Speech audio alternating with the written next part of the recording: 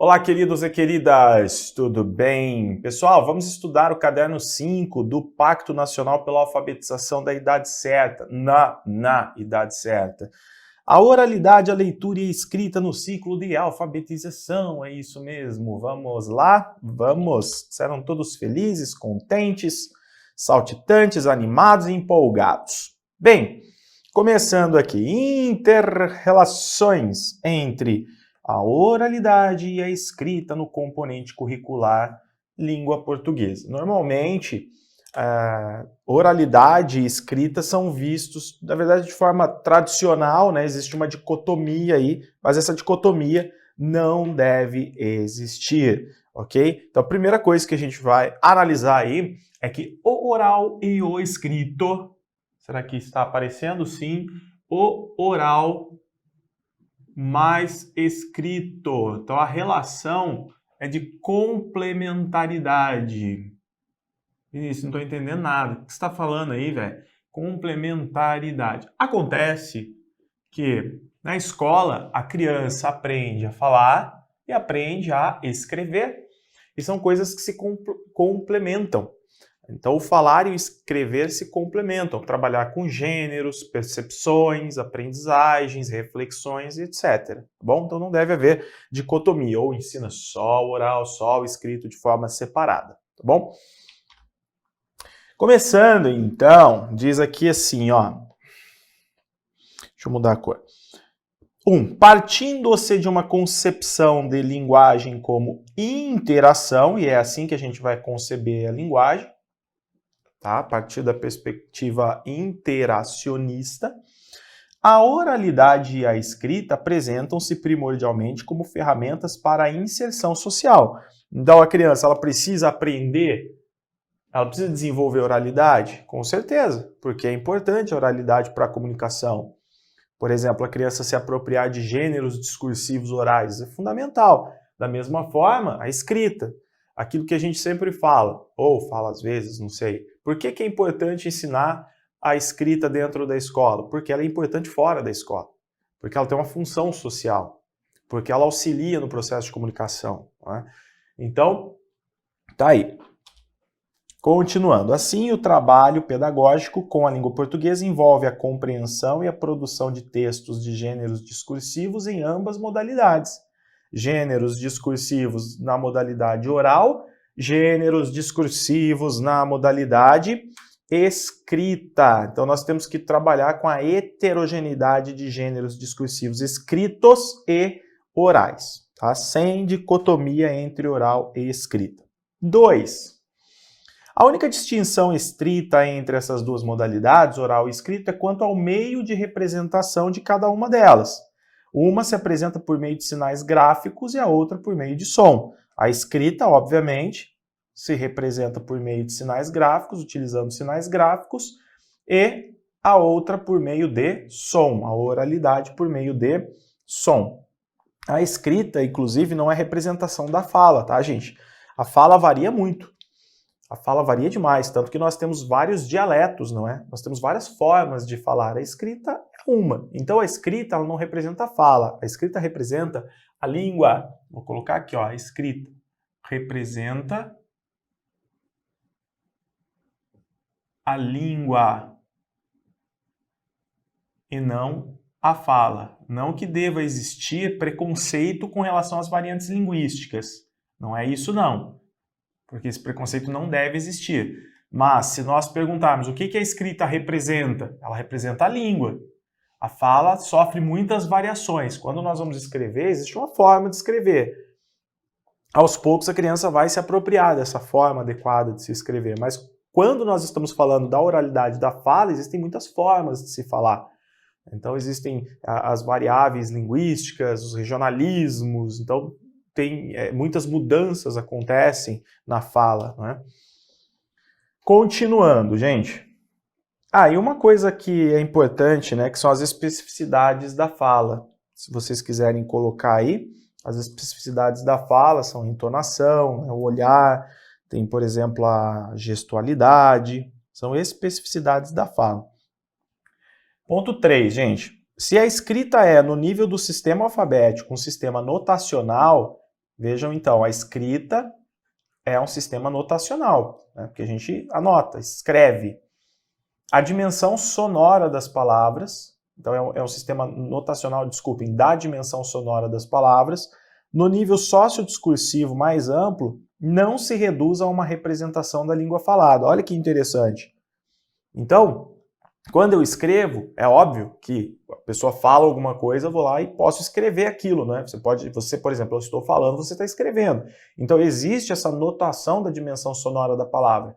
No entanto, o documento diz, no nível sociodiscursivo, quando a gente fala da produção do discurso, do processo de comunicação, que é o nível mais amplo, não se reduz a uma representação da língua falada. Tudo bem? Então, por isso que nós colocamos aqui, o escrito representa a língua e não a fala. Tampouco em relação à notação da língua, a representação dos sons é suficiente, já que, embora o sistema de escrita seja de base fonológica, escrevemos em atendimento à norma ortográfica. Então, existe uma norma ortográfica que abrange mais do que relações com a fala. Há fonemas que podem ser notados por mais de uma letra. O O, o U pode ser representado pelas letras U, O ou L, por exemplo. Se eu digo ou, o OU, não é? Agora, se eu falo, por exemplo, sei lá, o que poder... Gol. O gol é G-O-L, não é o U. Ou gol. O som é o mesmo, não é? Mas muda. Então, vejam que a escrita, nesse sentido, também não representa a fala. Ela representa a língua, respeitando o quê? As normas ortográficas, as convenções, etc. Porque se eu, por exemplo, no Go colocasse G-O-U, ortograficamente está errado. Não é? Ortograficamente está errado. No entanto, quando nós falamos, não dá para diferenciar. O som é o mesmo, não é? Há letras que podem notar mais de um fonema. A letra C, por exemplo, ó. Pode notar os fonemas S ou até mesmo o K, né? Então, nota o K quando for casa. Cecília, o nome, é o som de S. Há letras que em uma mesma palavra representam mais de um fonema, como KS em táxi, né? Táxi. Enfim, as correspondências entre fonemas e grafemas obedecem às convenções de natureza ortográfica. Essas convenções obedecem, essas correspondências entre fonemas e grafemas, ou seja, como que se escreve, isso obedece a convenções de natureza ortográfica. Quando nós falamos, vai tudo para o bolo, não é? Bem, aqui nós temos uma tabela que coloca em relação aí, que mostra as inter-relações entre as modalidades oral e escrita. Tá? Nós vamos falar de cada uma delas.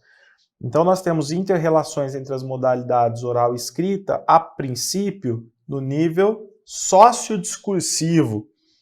A princípio, no nível sociodiscursivo. Então, vamos lá. Começa. As inter-relações entre oralidade e escrita dizem respeito aos usos da linguagem nas práticas sociais. A comunicação verbal se estabelece no contexto de interlocuções, concretizadas por sujeitos sócio-históricos culturalmente situados, por meio de gêneros orais ou escritos, ligados a essas práticas. Então, nós temos alguns elementos. A interlocução, obviamente, né, a participação dos sujeitos, e a utilização de gêneros orais ou escritos, que vão direcionar o processo comunicativo. Nós estamos falando, então, dessa inter-relação no nível sociodiscursivo. Skinner e Dawes, galera lá da Escola de Genebra, ressaltam o oral como um fenômeno de linguagem heterogêneo, em constante interação com a escrita. Então lembra que nós falamos que não deve haver a dicotomia entre o oral e o escrito, porque na verdade eles estão relacionados? São coisas obviamente diferentes, a fala e a escrita são coisas diferentes, mas existe uma relação forte entre as duas modalidades. E é assim que devemos levar isso para as atividades dos alunos, como duas modalidades articuladas, beleza? Continua. Os estudos contemporâneos sobre o letramento consideram que a oralidade e a escrita integram um contínuo de modalidades que se interrelacionam e se influenciam mutuamente nas práticas de linguagem. Então a gente coloca aqui, né, os sujeitos sócio-históricos, os gêneros orais, escritos, a interação, né, entre essa relação do oral com o escrito. Isso tudo quer dizer o quê?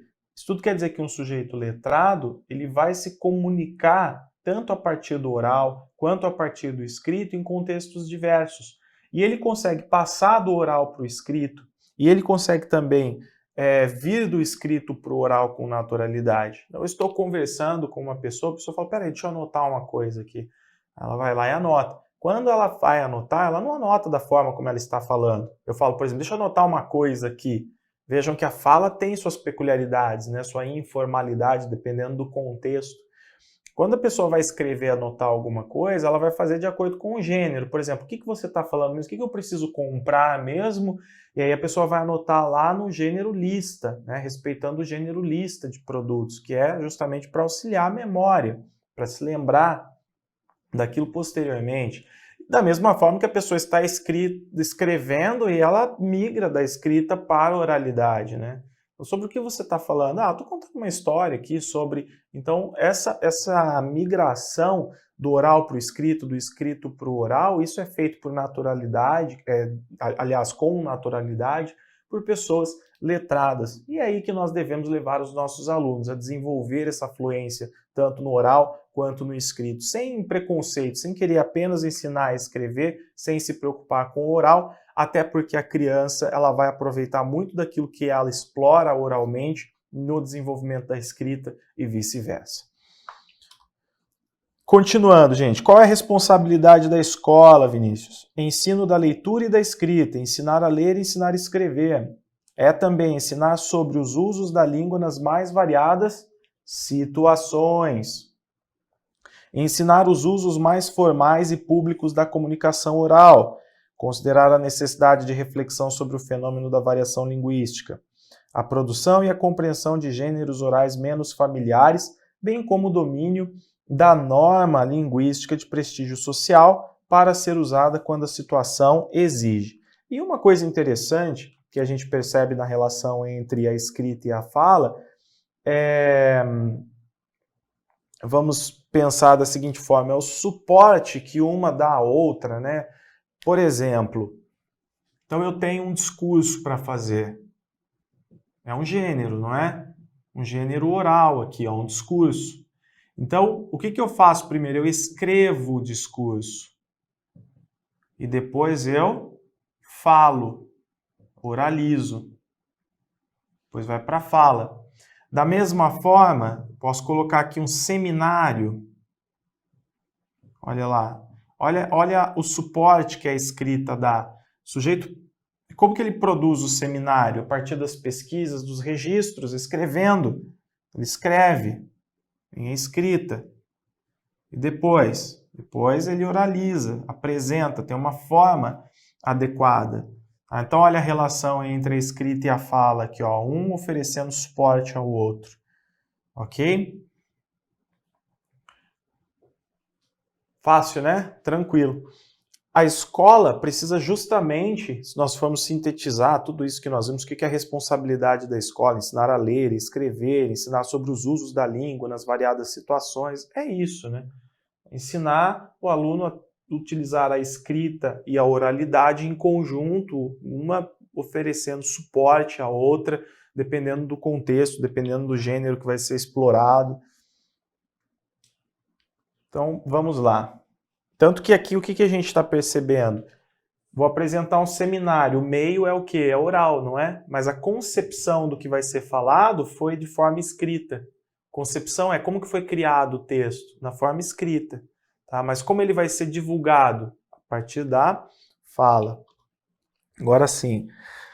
Vejamos. Mais uma vez, Skinner e Dawes. Em situações de oralização do texto escrito, recursos próprios da oralidade são mobilizados no processo de interação, revelando mais uma vez a inter-relação entre as duas modalidades. O que seriam, então, recursos próprios da oralidade? Eu escrevi um seminário, então ele foi concebido na modalidade escrita, o seminário. Quando eu vou apresentar, eu utilizo, por exemplo, o olhar, a expressão, a entonação, os gestos, que são o quê? São os recursos próprios da oralidade. Eu falo, então, de acordo com o que nós pesquisamos, nós verificamos o quê? Então, essa pergunta que eu jogo no ar, assim, para chamar a atenção, o que nós verificamos? Então, isso tudo são, na verdade, recursos próprios da oralidade que estão sendo utilizados, colocados em prática, para que a comunicação seja oferecida da melhor forma possível e para que aquilo que foi escrito, concebido na forma escrita, seja também repassado da melhor forma possível. Continua. Valorização dos textos da tradição oral. Propõe a reflexão sobre gêneros que se originaram e se difundiram pela cultura oral. Esses gêneros constituem um rico repertório para as primeiras experiências da leitura e são privilegiados para a reflexão sobre a escrita alfabética. Então a gente precisa valorizar aquilo que é da tradição oral. Então, de repente, as cantigas, as brincadeiras, que são realizadas oralmente, elas são muito importantes. Elas também devem ser trazidas para as atividades, também devem ser valorizadas para que a criança aprenda. E isso vai ajudar a criança, inclusive, a se desenvolver bem no escrito, com relação à sua escrita, na aprendizagem da escrita. Beleza, Tereza, vamos para o próximo. Então, interrelações, o primeiro nível dessas interrelações, nível sócio-discursivo. Agora, as interrelações, mais uma vez, nível da textualização da escrita, outro nível. Então, na relação entre o oral e o escrito, existe um nível sócio-discursivo e existe também um outro nível, que é o da textualização da escrita. Aqui diz assim, as relações entre oralidade e escrita, suas semelhanças e diferenças, bem como suas influências mútuas, favorecem diversas situações de ensino e aprendizagem para ambas as modalidades. Depois, no ciclo de alfabetização, é muito produtivo mobilizar as situações orais como ponto de partida para entender o funcionamento linguístico e discursivo da escrita. É assim com situações de aprendizado da organização discursiva da escrita, como a própria escuta de textos lidos. Então, nós temos a leitura oralizada, que favorece a aprendizagem de aspectos da linguagem, tá? Então a gente precisa trabalhar com a leitura oralizada. Vou colocar aqui, ó, leitura. Olha a letra do danado, oralizada. Qual que é o benefício? Trabalhar diversos aspectos da linguagem. Fazer a criança perceber, ela não sabe escrever, esses aspectos, ela não lida ainda com esses aspectos da linguagem, mas ela vai aprendendo, ela vai percebendo esses aspectos a partir da leitura oralizada. Por exemplo, a criança, quando está escrevendo, ela não percebe muito espaço, ela não utiliza aspectos linguísticos, ponto. Ela não utiliza, por exemplo, ela trabalha mais com substantivos, ela escreve numa frase, o meu pai é bom de bola, ela utiliza normalmente o pai e a bola só para escrever. Então, o verbo, o artigo não utiliza. Então, várias unidades menores, gramaticais e também os aspectos linguísticos, a criança não utiliza. Com a leitura, ela vai percebendo isso. Então, na leitura existe pausa, então tem o meu amigo, então perceberam que tem um o aí? O meu amigo. Então a leitura ajuda a criança também a perceber todos esses aspectos e as unidades menores, as pausas, o ritmo, etc. E isso tudo, obviamente, é importante também na hora da organização do texto escrito. Bem, o que mais? Inclusive, gente, aqui, a leitura oralizada é diferente da criança falando e criando textos, colocando em prática a sua inventividade, tá bom? Então, tem aquele momento que a criança está produzindo o próprio texto, que eu dou liberdade para ela, em que ela vai ser, por exemplo, utilizar-se da criatividade, etc. E tem o momento que nós estamos lendo e percebendo a estrutura do texto. São momentos diferentes. Então tá. Ainda, práticas de compreensão e produção de textos articulam a fala e a escrita, tá? Então, trabalhar com práticas de compreensão e produção de textos, por que isso é bom? Porque articulam a fala e a escrita. E aí vem tais como o reconto oral pelas crianças de histórias que foram lidas. Então, lê a história, a criança vai lá e conta de novo. A reescrita de textos pelos alunos ou pelo professor escriba, de textos mediada pela leitura oral do professor. Produção coletiva de textos centrada nos aspectos textuais. Tá? Então, tudo isso tem a ver com a textualização da escrita. Mais uma vez, nós estamos vendo como que o oral e o escrito se interrelacionam. Leia tudo aí, tá bom? Maravilha. Agora aqui, as interrelações entre as modalidades oral e escrita. Nível linguístico notacional. Nível linguístico notacional.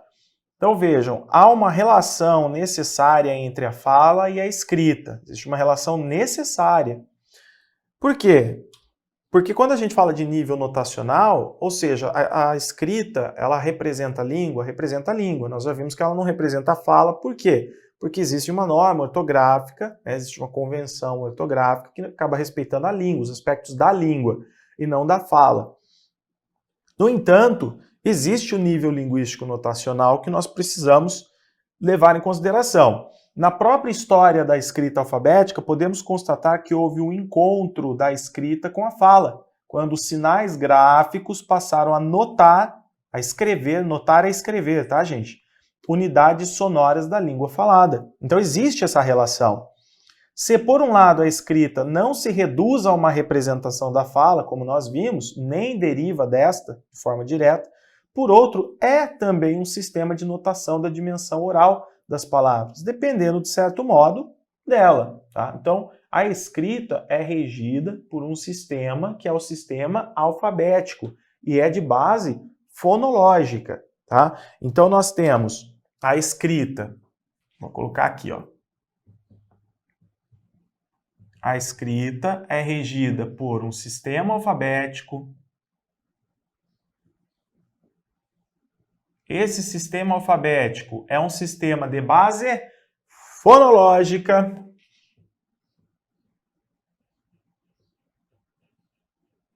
De base fonológica. E existem convenções ortográficas para nós respeitarmos. Convenções ortográficas. Então vamos lá, repetindo. Vinícius, a escrita é a representação, a mera representação da fala? Ela se reduz à mera representação da fala? Não. Como diz aqui o caderno, como diz o texto. Se por um lado a escrita não se reduz a uma representação da fala, nem deriva desta de forma direta, por outro é também um sistema de notação. Tá? É um sistema de notação, é um sistema que vai nos ajudar a escrever aquilo que nós ouvimos. Estão aí 3 características importantes da escrita. E para relembrarmos, representa a língua. Porque a língua é o sistema como um todo, com suas convenções, enfim, representa a língua. Ok? Para nós finalizarmos essa parte, diz aqui, entretanto, essa relação entre fala e escrita não é de espelhamento. Guardem isso na prova, gente. Essa relação não é de espelhamento. Ok? Por isso, também nesse nível notacional, é preciso ter muito cuidado com a questão das variedades linguísticas no ensino da escrita em suas relações com a fala, para evitar a ideia de que uma variedade falada, geralmente mais próxima à escrita, teria algum tipo de supremacia linguística sobre as demais variedades. Então, o falar é diferente do oral. Não é, por exemplo, a pessoa fala assim... vou colocar aqui, colégio. Né? Como que se escreve a palavra colégio? Colégio, tá bom? Colégio, com um O. Colégio. No entanto, muita gente fala colégio. Vocês já devem ter ouvido, né? Colégio. Nós não temos que ter um preconceito com relação a quem fala colégio. Por quê? Por mais que eu não possa notar o colégio, eu tenha que escrever da forma correta na convenção colégio, eu também não posso discriminar quem fala colégio, porque é uma variante linguística, dependendo da região existem essas variantes.